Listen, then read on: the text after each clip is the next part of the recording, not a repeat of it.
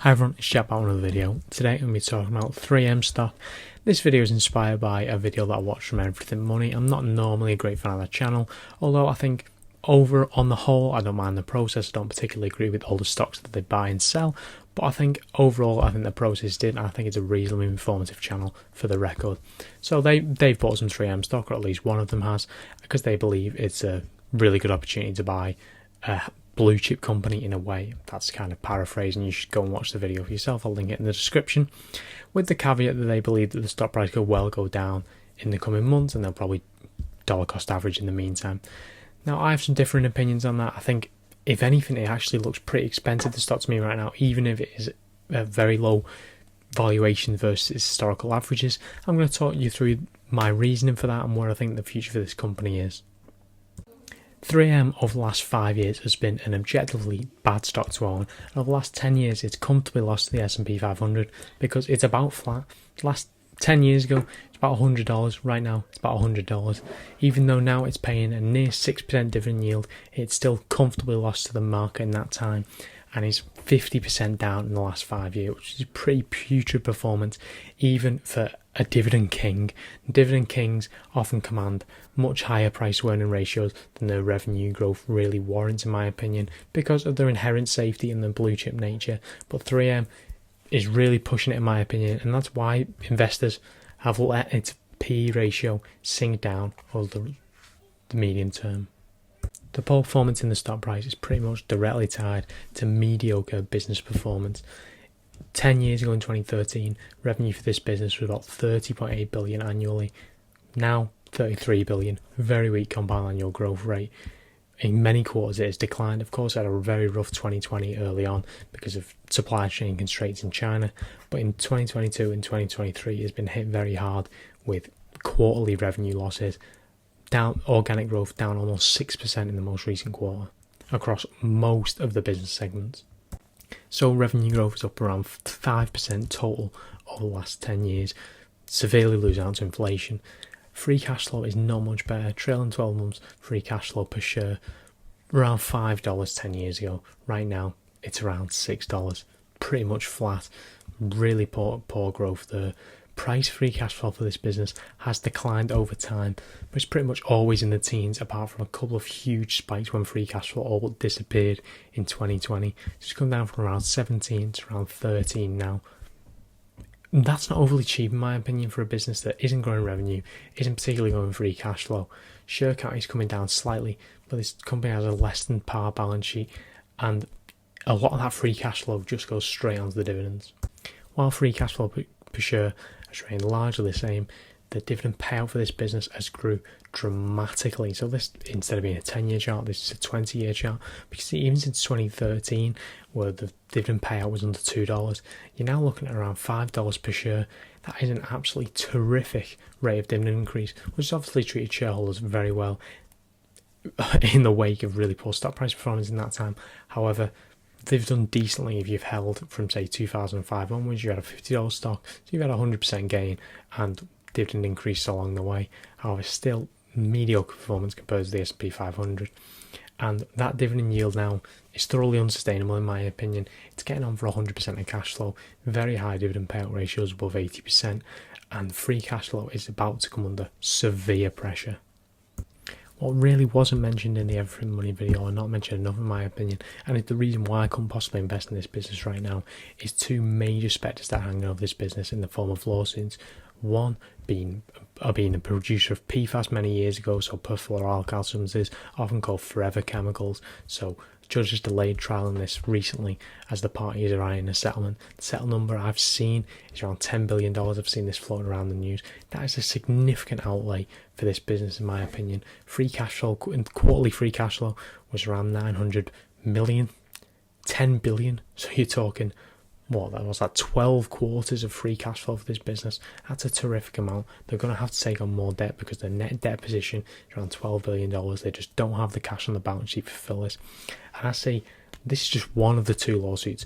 I see this putting major pressure on the dividend going forward. Share buybacks are going to be all but obsolete, in my opinion. They're not going to be happening.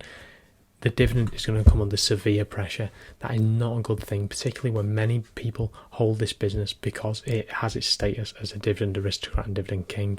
It is famous for its dividend, and that is going to come under severe pressure, which I think will be a major overhang on this business.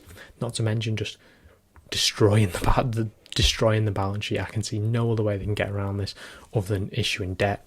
So they're going to take the net debt from 12 billion to probably upwards of 20 billion. That is rough in my opinion. Of course, this lawsuit reaching a settlement of around 10 billion is going to put pressure on the other lawsuits, and perhaps we won't see a settlement there. That other lawsuit is the earplug lawsuit. So this is a massive class action lawsuit, over 200,000 participants, and it's basically that the earplugs allegedly failed to defend them and they had long-term hearing loss. Of course, all this is allegedly. However, this looks like a pretty serious allegation. 3M has already tried to spin off its earplugs business effectively and declare that business bankrupt. That was thrown out by a judge. So one tactic, which I would consider quite a desperate tactic, Johnson & Johnson tried a similar thing but actually saw some success with it to get rid of this, has failed. And maybe not as large as a settlement as $10 billion, but a significant outlay is probably coming here. I'm sure 3M will want to settle. They've already spent something like $500 million on lawsuits for PFAS and the earplug settlement, so I can see a settlement coming. And this is again going to weigh significantly on the balance sheet for this business and going to weigh significantly on the free cash flow that is able to distribute to shareholders going forward. This previously a business that had a very strong balance sheet. Debt has crept up over the years, and this is not a good sign at all. Many large businesses have lawsuits against them which could potentially cost them many billions of dollars. Johnson & Johnson, for example, I'm pretty happy investing in that. GSK also, they could have multi-billion dollar lawsuits against them. However, they tend to have better P&Ls than this business and much better business performance. You look at the most recent results in Q1 2023, absolutely putrid results in my opinion. Quarterly sales down 9%, gross profit down nearly 15%, operating income down 24.4%, net income down 24.9%, and earnings per share down 21.9%. So that P ratio is almost certainly going to rise just from the EPS decreasing significantly over the course of this year. That is not a good sign. I do not think this is as cheap as this business appears. You can look at the PEG ratios for this business. They're in the region of 3 to 4, up to 5 depending on our assessments or depending on your own estimates. I just don't see the earnings growth for this business. It's looking negative in the near term, and I can't really see any reason why you would believe otherwise. Of course, this business has a very long heralded history. It's been a mainstay of industry. It's definitely a blue chip, and it has many brands that are in everyday life. However, right now this business has not really seen any revenue growth over the last 10 years, not really seen any free cash flow growth. What are the reasons to believe it can do that? So this is just a graph of long-term debt to illustrate the situation that it's in. It has around $13 or $12.9 billion of long-term debt. You can see on that graph, so in 2013 had just about $4 billion that has steadily crept up, peaking in 2020 for obvious reasons because of the supply chain challenges, just challenges actually shifting product and getting product. It rose to $19 billion. Over time, they've whittled that down over the last few years. It's now sitting around $13 billion. But currently, almost all free cash flow is being drained by its massive dividend. I can't really see, unless this business takes a significant dividend cut, which I don't think will be positive for the stock in the medium term, I can't see them getting out of this because the debt is only going to go one direction with these lawsuits. I can't see where they're going to find $10 billion from without significantly hurting the balance sheet. So long-term debt is only going to increase. Rough interest rates right now, so it's not an environment where you want to be taking on significant amounts of debt. I don't like the prospects for this business's balance sheet. I don't like the prospects for this business. So for me, while it's trading at a significant discount to its 5-year averages, you see price of forward earnings, 5-year average around 16.5, currently just under 12.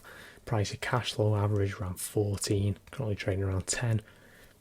I just don't see the upsides of this business. It has a very high earnings yield right now of 9.5%, 5-year average of 5.74.